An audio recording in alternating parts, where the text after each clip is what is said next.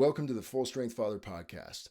I'm your host, Christopher Corper, and founder of Full Strength Father. Today is episode 6, Man of Action. This is the fourth element of the code of Full Strength Father, and it reads, I will not waste time. Time is precious. I will organize my time. I will consistently maintain a meaningful plan of action for my minutes, hours, days, weeks, and years. I will set challenging goals in key areas of my life and pursue them with intent. I will value my time above all else. I will not give my time freely to tasks, endeavors, or people that detract from my mission as a father. I will invest my time in the things that matter most. In this episode, I'm going to break that element of the code down a little bit and share a couple strategies that we can pull away from it to improve our lives as fathers. So it's my hope that you take some inspiration and you find a few things that you can take and start applying them in your lives to become more of a man of action. I also want to share a little bit from a project that I've got in the works called the self-evaluation. And I'll get into that a little bit later, but I'm excited to share it with you. So, time is precious. There's a quote that I read that highlights this for me, and it hit me in a pretty dramatic fashion when I read it, by William Penn. It says, quote, time is what we want most, but what we use worst. Wow. For me, that makes me think about all the times that I articulate how much I want time freedom and want to be able to spend more time with the people that I love and have more experiences with them, etc., etc., etc. Yet, I have to reflect when I read this quote about how I currently use the time that I do have. Am I maximizing the time that I have? Am I worthy of more time and more freedom? Am I worthy of that through action?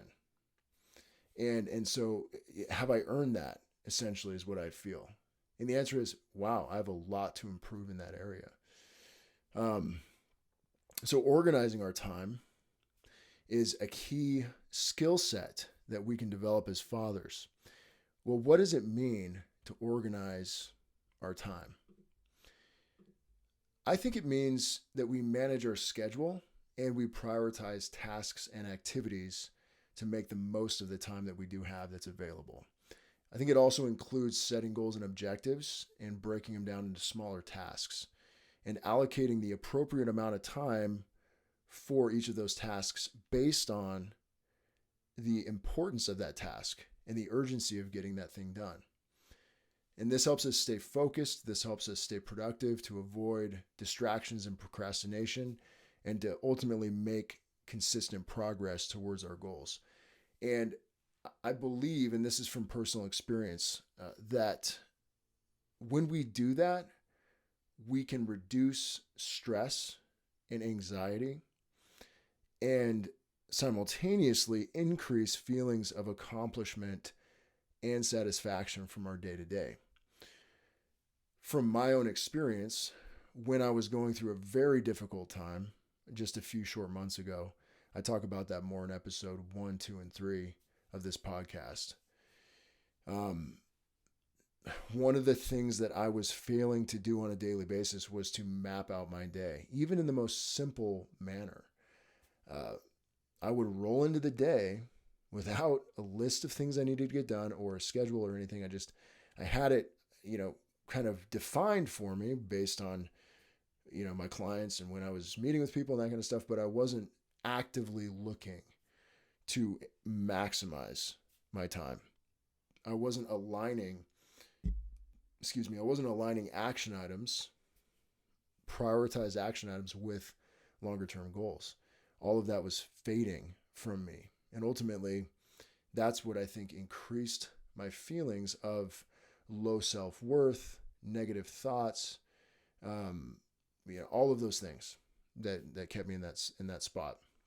And so one of the surest ways we can get out of that is one thing I started doing was, just hop on Google Calendar, block off my time.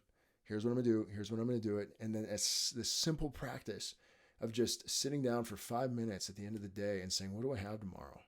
And what are my top priorities? Just that alone started to help me get out of that funk and that negative spiral. So I believe in that big time.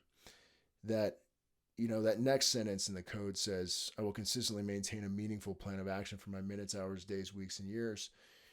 So it's maintenance. It's the maintaining of that plan.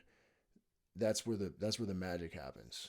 It's not in that 1 week that you lay out that's perfect. It's the consistent effort to maintain a consistent plan of action that really pays off. Setting challenging goals in key areas of our lives, pursuing them with intent. Do we have goals? What are they? What are they aligned with? Are they specific? Are they measurable? Are they challenging? Are they pushing us to be better? So many men, myself included, go through phases in our lives where we don't have specific goals we're chasing. And I think that we're missing out big time on opportunity to be motivated and inspired. And one of the books that I love, there's many that I've read when it comes to goal setting, is The 12-Week Year, which gave me an insight into shorter term goals that are very measurable and also very challenging.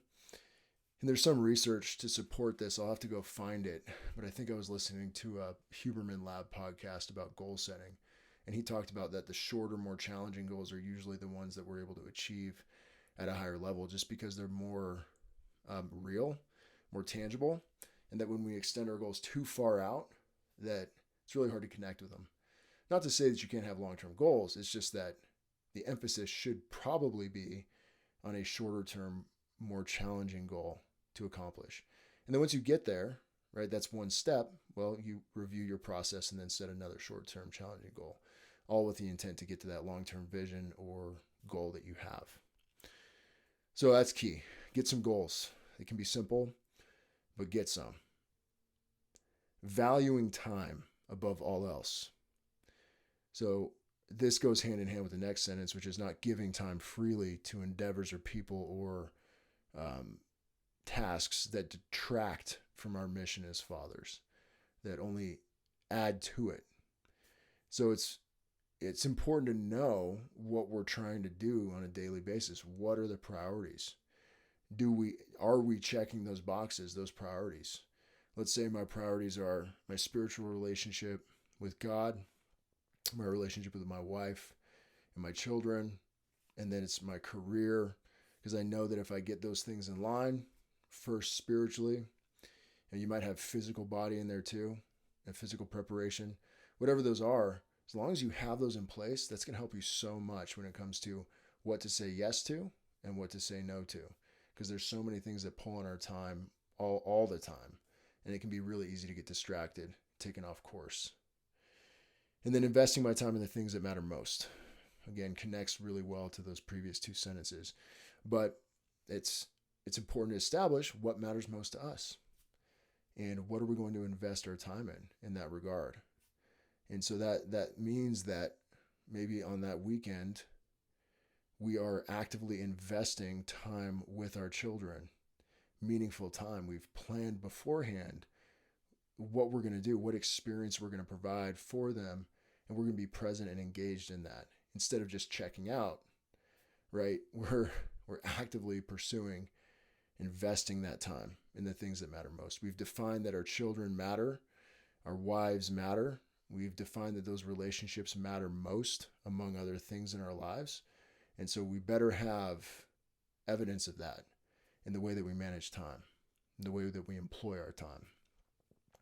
Okay, so I love that so much because I think this is just, like I said earlier, a skill set, something that can constantly be improved and worked on as a father, but that has a direct impact into our effectiveness.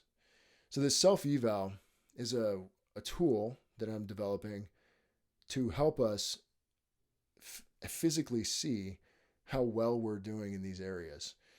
So I'm going to read what this self-eval looks like. And it's a grading system, 0, 1, 2 through 4, so a range, and then a 5.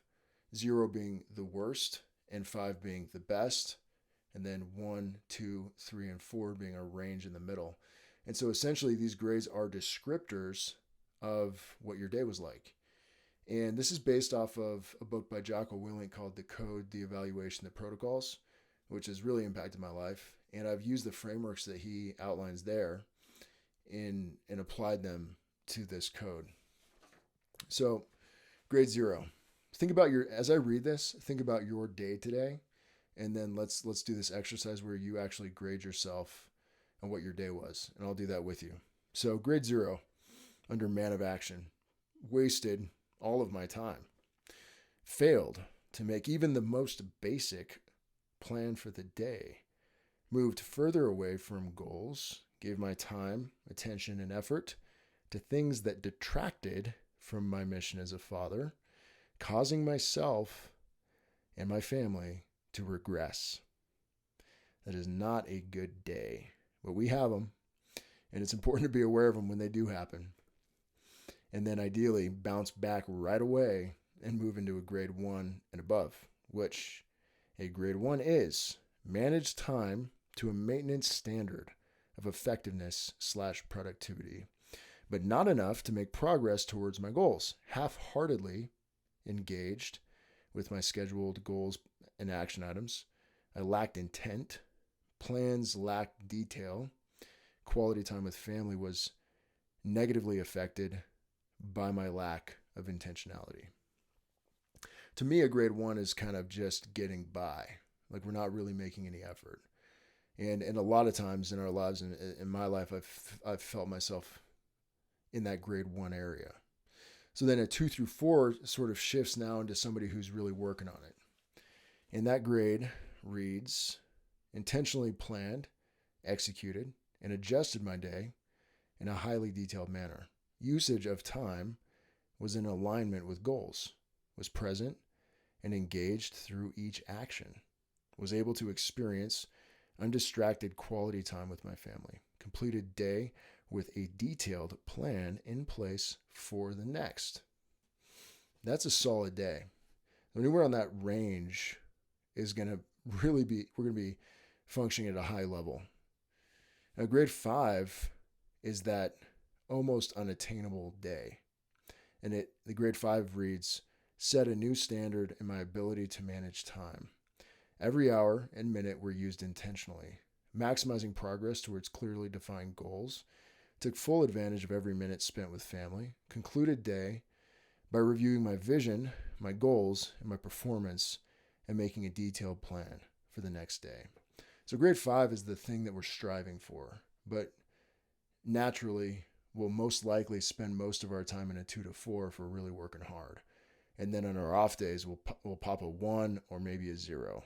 So, but imagine if you're grading yourself and your week is full of 1s, well then, your other grades in these other areas of the code, physically prepared, mentally sharp, spiritually disciplined, and highly focused, maybe you're doing better in those others. But this one, you're seeing 1s or 1.5s or whatever they might be. Well, then you can know that, okay, I really need to focus on this element, being better at time management, a man of action. So for me, I've probably, it was like a 1.9 to a 2 today when I read it, as I was intentional about my day. I wasn't necessarily highly detailed in my action items, but my usage of time was in alignment with my goals generally. And I did have some good quality time with the family. And now, after I record this podcast, I'm going to go make a plan for the next day so I can secure that grade 2. But I can't tell you how important that is to be reminded of those things for me, because once I have those things integrated into my life, then things just start to fall into place much more smoothly. So that's the self-eval. What was your grade? Did you grade a 1, 2, 4, 5? I'd be interested to hear. So this self-eval I'm refining. I'll be using it myself for a while. And then at some point I will launch it and open it up for people to use as a resource. I think it'd be a really great foundation for an accountability group as the community grows, where we're able to have discussions about our grades and why, and get insight from other men about how to improve or work on certain things. So, just in summary, I feel so excited about Full Strength Father and the movement that is beginning to occur. Because, I used to work with primarily high school collegiate, some professional athletes, helping them in their performance. And through that time, I worked with general population clients as well on the strength and conditioning nutrition side. And I love working with athletes. I'll always have a place in my heart for that. But there's something super, super special about helping a father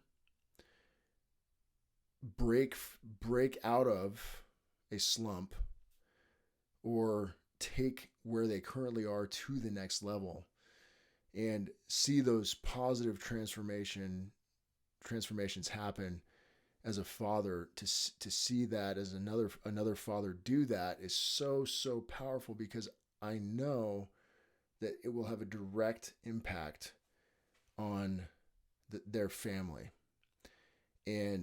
So when choosing to go the route of Full Strength Father, that was one of the things that, really was first humbling, but also exciting for me, because I realized that hopefully, as I share this and as I coach and I help and I teach and I give resources and I collaborate with other men underneath this banner, that we can transform fathers and families and strengthen them. And that's really what this thing's all about, is getting to a place as men where we are truly living full strength. We're not leaving anything on the table.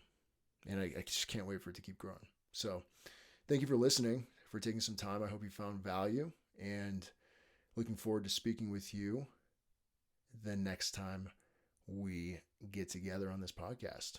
Until then, live full strength or die.